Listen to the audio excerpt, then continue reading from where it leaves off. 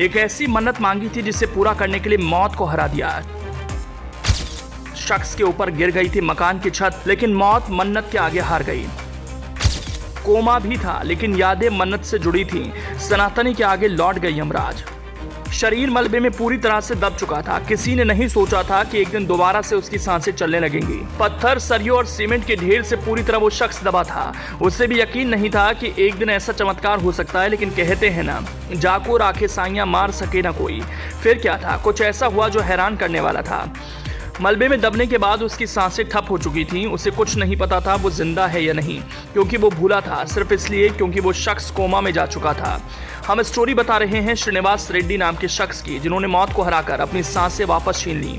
लेकिन उसके लिए समय जरूर लगा। उम्र 50 साल के पार, लेकिन सोचिए, शरीर पर गिरे पहाड़ के बाद भी हौसले को कोई डगमगा नहीं सका, क्योंकि उसने ठान ली थी वापस से लौट कर आएगा और अपना वादा निभाएगा। सोचिए, श्रीनिवास का ऐसा क्या वादा रहा होगा कि उसने मौत को हराकर जिंदगी जीत ली और फिर अपना वादा निभाया। श्रीनिवास ने पहले ही ठान लिया था, जब तक अपना वादा पूरा नहीं कर लेंगे, अपनी सांसें यमराज तक को नहीं देंगे। मलबे में दबे होने के बाद, कोमा में जाने के बाद भी सांसें लड़ती नहीं और फिर हासिल होती है जीत। अब चर्चा है, आखिर श्रीनिवास की मन्नत ऐसी क्या थी जिसकी चर्चा हो रही।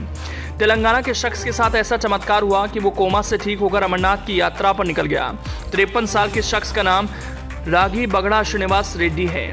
कपास की खेती का काम करता है। एक हादसे के बाद कोमा में चला गया। लोगों ने मरा हुआ समझ लिया था, क्योंकि दोबारा से ठीक होने की उम्मीद नहीं थी। एक दिन ऐसा चमत्कार हुआ कि न सिर्फ पूरी तरह से ठीक हो गया, बल्कि अमरनाथ की यात्रा पर चल दिया। दरअसल 2 साल पहले निर्माणाधीन इमारत का स्लैब शख्स के ऊपर गिर गया था। उसके बाद होश नहीं आया। इस हादसे में शरीर पर काफी चोट आई। लोगों ने समझा कि मौत हो गई। हालांकि जब अस्पताल ले जाया गया तो पता चला कि कोमा में है। करीब 2 महीने तक कोमा में ही रहा। परिजनों को लगा कि अब तो ठीक नहीं होगा। किसी को लगा नहीं था कि अब कभी ठीक होगा। तो अमरनाथ की कठिन यात्रा पर जाना तो उनके लिए दूर की बात थी। एक दिन ऐसा चमत्कार हुआ कि परिजन भी हैरान रह गए। हालांकि श्रीनिवास के ठीक होने पर काफी खुश थे। दरअसल श्रीनिवास को अचानक एक दिन होश आ गया। इसके बाद ठीक हो गए। इतना ही नहीं, हाल ही में अमरनाथ की यात्रा कर लौटे हैं। यहाँ जाना सपने से कम नहीं था। 17 मई 2021 के दिन श्रीनिवास मजदूरों के साथ दौलताबाद स्थित अपने घर का नवीनीकरण कर रहे थे।